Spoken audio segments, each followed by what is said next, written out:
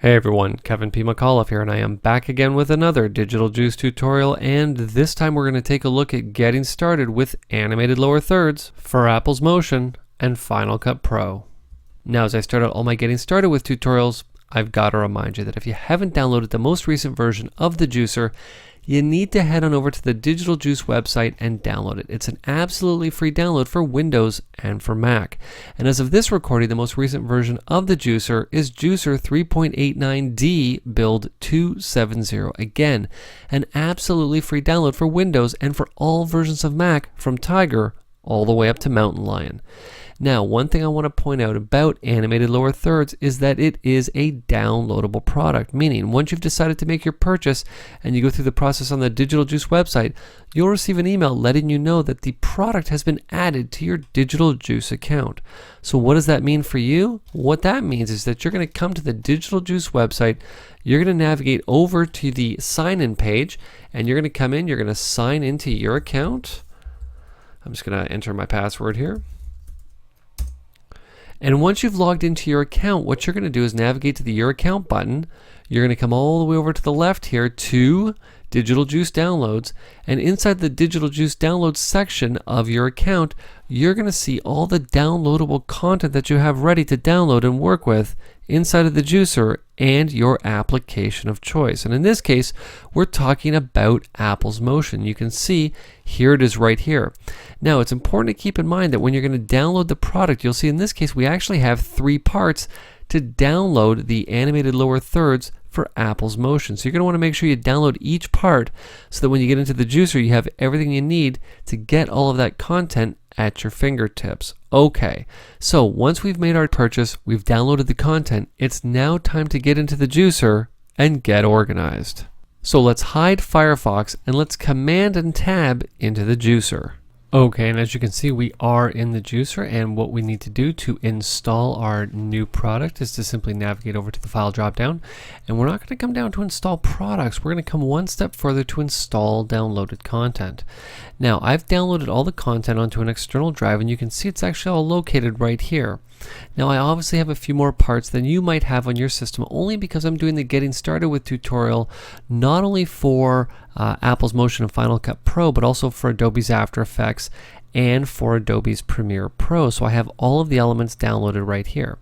But the main one that we would want right now for what we're doing is this one right here, Part 1, Motion 4, Motion 5. So what I would do, simply say Open. You'll see that we're now greeted by the Juicer 3 license window for the animated lower thirds for Motion Collection 1. And what I encourage you to do is to read the entire license here, and assuming that you agree with it, simply say I agree, say Continue. And you're going to see now that the very first option you have is to install in the Apple Motion Templates folder, which requires a full source to be installed, which is fine. We'll leave that check marked, and we're going to be asked what location do we want to install this content to. Now for me, I always install it onto an external drive. Why? Because I have a lot of Digital Juice products, and I always want to make sure that I have them online all the time. And obviously, you know, these days a lot of people are getting solid state drives as internal drives on their, main systems. You might want to install this onto an external, 2 terabyte drive, for example, kind of like what I have right here. So what I've actually done is I've actually installed this content to the volumes, to the Mac drive, and to the Digital Juice folder. What I could do if I needed to is to simply skip previously installed items, and I would simply say install. Now, what's important to keep in mind is that once the install is done for Part 1, you're going to want to do the install for Part 2 and Part 3 right away, because if you don't, you're going to be missing content that you might be looking for. So keep that in mind. Do the entire installation. Don't quit out of the Juicer, one part right after the other. Okay, what I'm going to do here is simply say cancel, because what's going to happen is once your installation is done, you're then going to be greeted by the Projects and Templates section of the Juicer, and of course the Apple Motion Projects section is going to be highlighted, and you can see I now have all of the elements inside of the Juicer to preview and export how I need to. Now, the first thing I want to point out is that, depending on whether this is your first Digital Juice product purchase or your, let's say, 100th, depending on what you've purchased, you might have more than one product inside of the Projects and Templates section of the Juicer for Apple's Motion. So what's the best way to get in and sort through it all? Well, let me show you right now. It is absolutely 100% filter mode. And the easiest way to get through filter mode, at least for me, is to only worry about the product section. Why is that? Well, because in most cases, you only want to see the content for a certain product. And in this case, we want to look at the animated lower thirds. Now, I only have that installed, but you'll see where this is going. What I can do is just drop down the product, and you'll see right now, I can say, well, show me everything if I want to, or just show me the elements from animated shoulder sets. So if I happen to have some ready to go products installed in here, all those would disappear and I would only be seeing the elements for the animated lower thirds. Okay. Now let's talk about something else that's going on here. We can take a look at our elements in here, and at any time I want to preview any one of them, no problem. All I have to do is simply click on it, and I'm going to get a preview up here at the top of the juicer.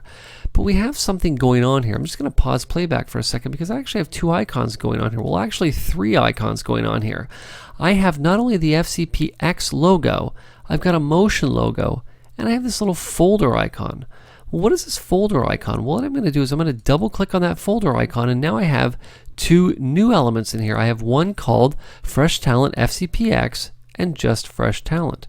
Well, you'll see that if I come to the Fresh Talent FCPX and I come down, the only option I have is to reveal that in the Finder. And you can see that what has exactly happened here is that this element has not only been installed for me to use inside of Motion 5, but it's also been installed as an Apple Final Cut project. Now, if you need to see where this is going, sort of in the hierarchy of your folders, what you can do is simply hold Command down, simply navigate over to Final Cut Projects and click on it, and you can see that it's located inside the Mac hard drive in Users, in my case in the Home folder of Kevin P. McAuliffe, inside the Movie folders, inside the Final Cut Projects folder. Okay, what we also have is the ability to get in and export just a motion project, which we're going to get to in just a second. But I love the fact that these elements are installed and already ready to be used inside of Final Cut Pro 10 if you need to. Now, I'm going to show you how simple these elements are to use in Final Cut Pro 10 coming up, so stay tuned for that. But what I'm going to do here is I'm just going to pause playback here, and I'm just going to step back a level here because I also want to talk about the fact that we have this folder here. Now, we obviously just double clicked on it to get in and see the contents of that folder, but if I didn't want that, if I didn't want to see that folder icon and I just wanted to see all of the elements right here inside the main juicer window, it's very easy to do that. Right now, I'm showing sets as folders, and I know that because I have the box check marked. But if I deselect that checkbox, you'll see I now have the two elements beside each other, the Final Cut Pro 10 version and the Motion version. Now for me, I like to keep things nice and organized, so all I'm going to do is simply show as sets, and you'll see now that everything has been grouped, all the elements have been grouped together, and to get at the different Final Cut Pro 10 or Motion project, what I have to do is simply just double click on the folder just like that. Okay, now something else I want to mention here, you'll see that these thumbnails are a little bit small, and sometimes it's hard to gauge exactly what these elements might look like because they are so small. So how do I get in and adjust that? Well, it's actually very easy. All I have to do is simply navigate over here to the Customize button. What I'm going to do is simply click on it, I'm going to say Customize, and now I have the option to not only set the thumbnail size to be a specific size, but if I want those thumbnails to be bigger, all I have to do is say, you know what, let's only have, I don't know, 3 thumbnails go across. Let's just say that.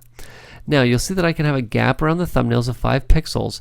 Now most importantly for me, I always like to display the file name so I don't have to mouse over everything to see what each one of these elements is called. And if I wanted to, I could only show these two icons you see here on the left and right when the mouse goes over them. Now for me, I only normally like to have the display file name checked. I'm simply going to say OK, and you'll see now that not only did those thumbnails get a lot bigger, but we now also have the name of each element at the bottom beside our folder icon. Now for me, what I'm going to do is I'm just going to come back to Customize. I'm just going to put things back the way they were because I don't necessarily mind seeing them that small, because obviously this is a personal preference. You might want to have the thumbnails bigger, you might want to have them smaller.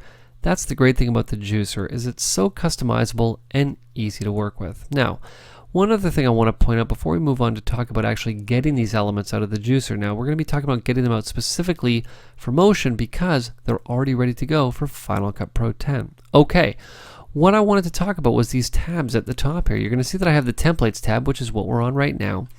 And then I have a tab called Animated Elements, which right now is empty, but you might click on Animated Elements and actually see a whole ton different elements in here. Now, where would those come from? Well, depending on the actual projects and templates, product lines you might have installed, like ready to go, you might actually have animated elements in here that you don't need to necessarily just use in a ready to go project. You could actually take it, export it, and use it in any project you happen to be working on. The next tab, appropriately enough, fonts. Now, all of these fonts here are fonts that are associated with each one of those lower thirds. So what I could do is simply come over top of any one of these fonts. I can expand them, and you'll see that there's that font inside my font book ready to go, so I don't need to worry about installing it.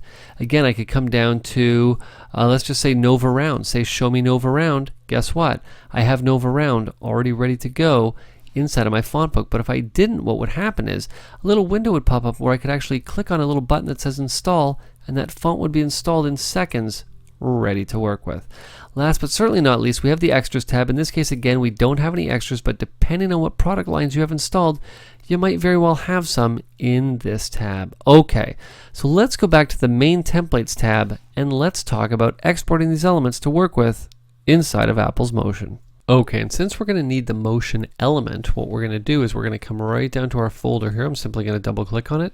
And of course, this is the element we want right here. What I'm going to do is I can export this element one of two ways. I can simply come up to the element itself. I'm just going to pause the playback here. I can simply right click and say add to batch. And by doing that, basically I'm going to be brought to the Juicer 3 Collect Files window. Now you're going to see that we're going to have a couple of options for choose source. I can choose Full HD for Motion 5, or I can actually drop this down and export for Motion 4. Now, obviously Motion 4, Motion 5, process is pretty much the same. So what I'm going to do is I'm going to choose Motion 5 because I want to show you how these elements work inside of Final Cut Pro 10. So what I'm going to do is I'm going to choose Full HD for Motion 5, and we're going to send this to the desktop here. I'm simply going to say open, and I'm going to say collect now. You're going to see in a matter of seconds we're going to have the element ready to go on our desktop. What I'm going to do is I'm not going to bother to reveal it, because what I want to do is I want to show you the other ways to export this element from the juicer. And let me just stop playback here. I just hit the spacebar by accident. And to see the other ways to export from the juicer is actually very easy. What we're going to do is again navigate back to this motion element, and I'm going to come to the little motion icon. I'm going to click on it, and you'll see that I have three options in here. I can collect files, and I can add to batch, first and last options, which are essentially the exact same thing, exactly the same as right clicking on the element and simply saying add to batch. Now the other option I have in here is to reveal the file in the Finder. Now the reason that I don't want to do that is because what it's going to do is the juicer is going to open the folder that this element is actually installed to.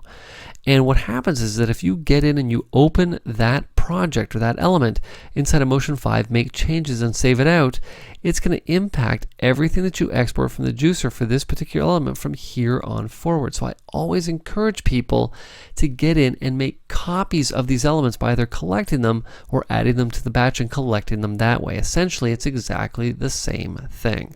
So what I'm going to do now is simply hide out of the juicer by hitting Command and H. You'll see I now have added interest on my desktop. I'm simply going to double click on it, and you'll see that inside of the folder we have a shortcut to the folder for the Full HD for Motion 5. I control that down, and not only do I have some PNGs, the MOV, and the Motion project that goes along with it, but I have the actual original full media files. These are actually just previews here. I have the full media files here. You can see I can hit the space bar, and there we go. I can get previews of this. Animate in, animate out. We've got our lens flares, our transition out, and you can see that we have some more elements here. This is just the added interest flare loop, a PNG, and of course we have the actual loop itself. There we go. And what I'm going to do now is I'm just going to open this project inside of Apple's Motion, and we're going to work with it. And I'm going to show you how simple it is, not only to, again, work with it inside of Motion 5, but we're then going to get into Final Cut Pro 10, and I'm going to show you how simple these elements are to work with if you don't even know anything about Motion 5. Okay, so let's double click on added interest. I'm going to double click on Full HD for Motion 5, and of course double click on the project. It's going to take Motion a second to open it up here, and once we do, what I can do is simply navigate right back to the beginning, hit play, and there we go. I'm getting a not full frame playback, but it's still playing back. What you're seeing is real-time playback here. I haven't sped anything up, but it's giving us a good idea of what exactly is going on with this lower third in the animation. And to get in and adjust the text is actually very easy. Now, where most people might get thrown off is they might come back to the beginning right here. Now, because I'm over top of these layers here in the timeline, you'll see that they become active right here. And most people think right away, oh, well, look, there's the edit text layer right there. What I'm going to do is twirl that down. But for some reason, these are called clone layers and not text layers. So what's going on? Well, these layers here are actually cloning a different layer. We obviously have two text elements here. I'm just going to jump down for a second. The name and the title. Well, what these clone layers are actually cloning is, you'll see right where I am in the timeline right now, they're cloning these two layers right here. So it's a very clever way to not have to get in and adjust things 3 times. You only have to adjust it once, and it's going to trickle down to all the layers that have been cloned inside of the timeline. Very cool. Now I'm not going to adjust both these elements.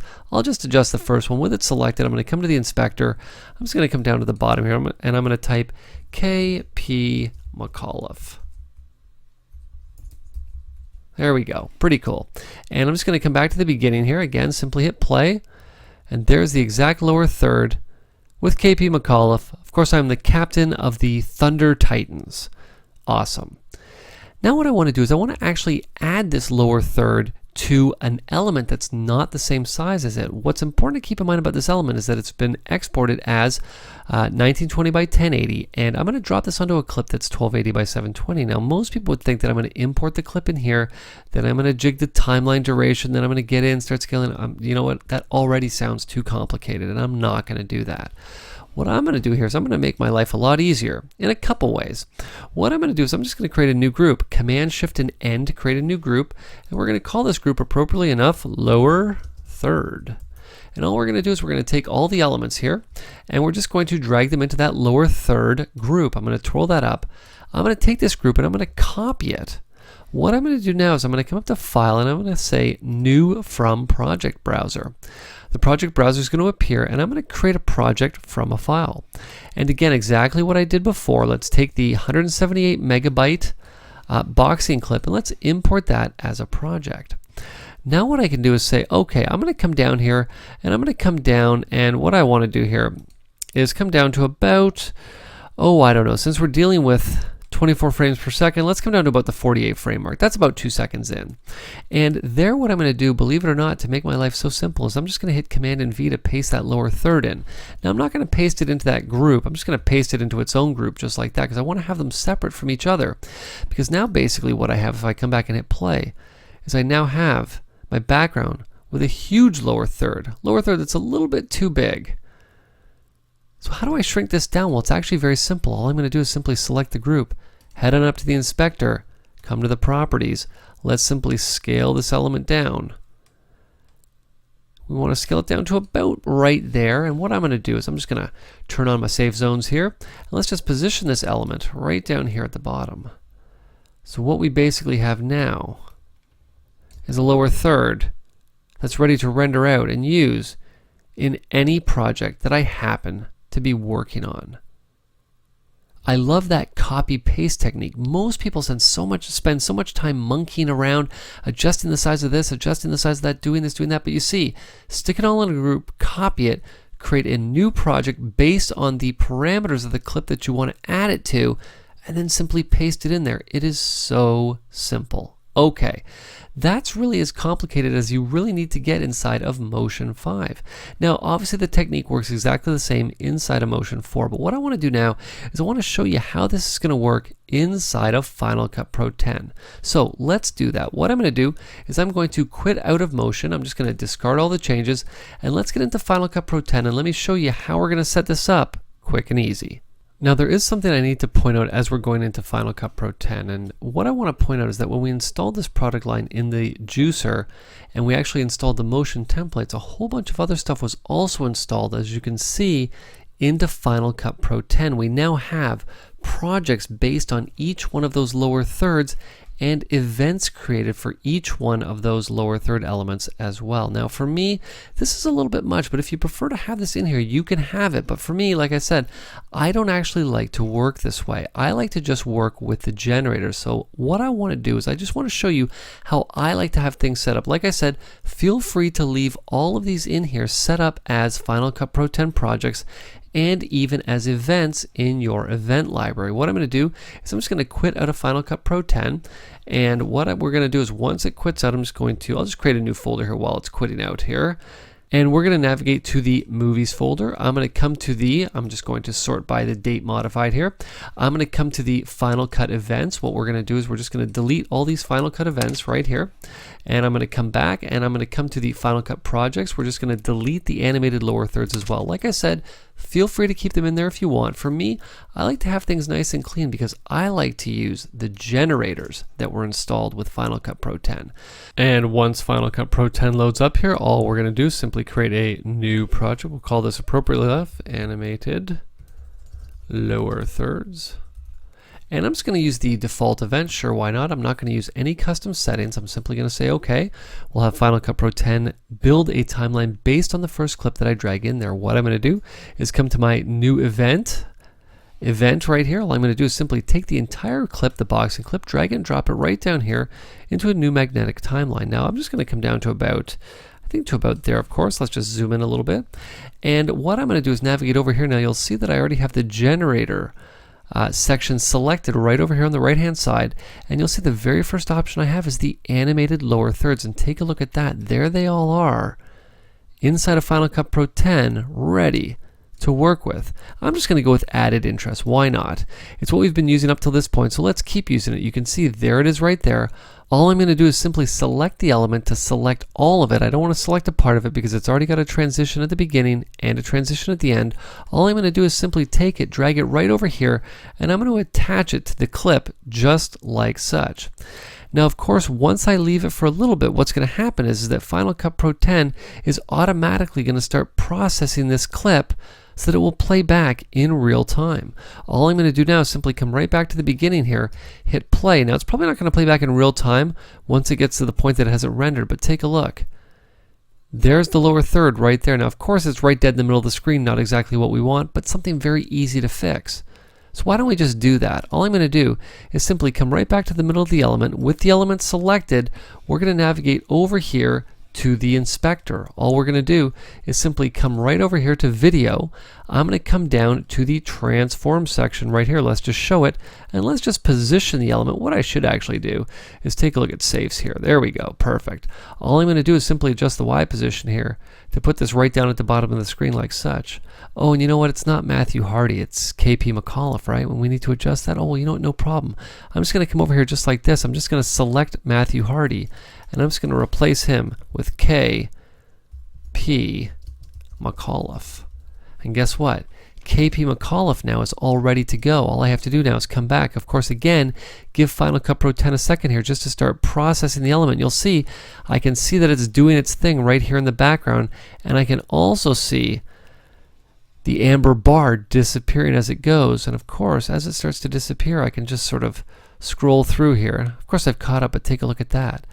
I've now not only got in and simply added this element quick and simple from the generator section, what I've also done is got in and edited that text quick and simple, so I can now come back, simply hit play, and take a look. Here is my lower third, now inside of Final Cut Pro 10, ready to go. Very, very cool. Now hold on a second. I can almost hear something like people shouting at their screen saying, well, hold on a second, Kev. You know what? I decided not to upgrade to Final Cut Pro 10. You know why? Because I like Final Cut Pro 7. And can I use the fantastic lower thirds inside of Final Cut Pro 7? Well, fear not. What I'm going to do right now is I'm going to jump in my time machine. We're going to head back a few years, and I'm going to show you how you can use the fantastic animated lower thirds inside of your Final Cut Pro 7 timeline. Wow, so this is what the year 2010 looks like. I remember it like it was yesterday. Well, you know what? Let's get into Final Cut Pro 7 and let me show you how simple it is to use the animated lower thirds in this fantastic non-linear editing application. What we're going to do is just simply Command Tab into Final Cut Pro 7, and I'm just going to say don't save, and what we're going to do is we're just going to create a new sequence here. So let's just say new, and we're just going to say sequence, and of course I'm simply going to right click and we're going to import some footage here. And I'm just going to, of course, import the boxing footage that we've been using up to this point. I'm simply going to say choose. We're going to take it, drag it, and drop it down into our timeline. And sure, we'll have the sequence match the clip I just dropped in there. I'm simply going to say yes. And then all I'm going to do is I'm simply going to navigate right up here to my effects. We're going to come right over here to the master templates. We're going to drop that down. And of course, there you go. There are our animated shoulder sets right there, ready to drag and drop into our timeline and adjust as we need to. So all I'm going to do is simply take the animated lower third, simply drag and drop into my timeline here. And let's just come right back to the beginning here. There we go. I'm just going to click somewhere in the middle of the element itself. And you see, there it is, ready to go. All I'm going to do is I'm simply going to select it. Then I'm going to take it and I'm just going to position it where I want it to go, right down here, sort of dead center in the screen. Now all I need to do is simply double click on the element. I can now call it up in the preview window. I can simply come to the controls, and of course we're going to type in KP. Then all I'm going to do is simply switch back to video and take a look. What I'm going to do is I'm just going to navigate right up here. I'm just not going to show the overlays. We're not going to show anything else here. I'm just going to show the image here just like that and take a look. This element is now ready to basically come in. We're just going to give it a quick render here. That's okay if it hasn't been saved. I'm just simply going to say okay. Now what I'm going to do is I'm just going to speed this up for time purposes, just because I am using an older machine here. Because what I want to show you is when it's done, this element looks the same whether you're using it in Motion, whether you're using it in Final Cut Pro 10, or the awesome Final Cut Pro 7. So I hope this getting started with tutorial has shown you what a fantastic product the animated lower thirds are. And whether you're using Motion or Final Cut Pro 7 or Final Cut Pro 10, you're always going to get an awesome looking lower third every time. So if you have any questions, you have any comments, or you have any tutorial requests, you can head on over and post them in the Digital Juice forums. This has been Kevin P. McAuliffe. Thanks a lot for watching.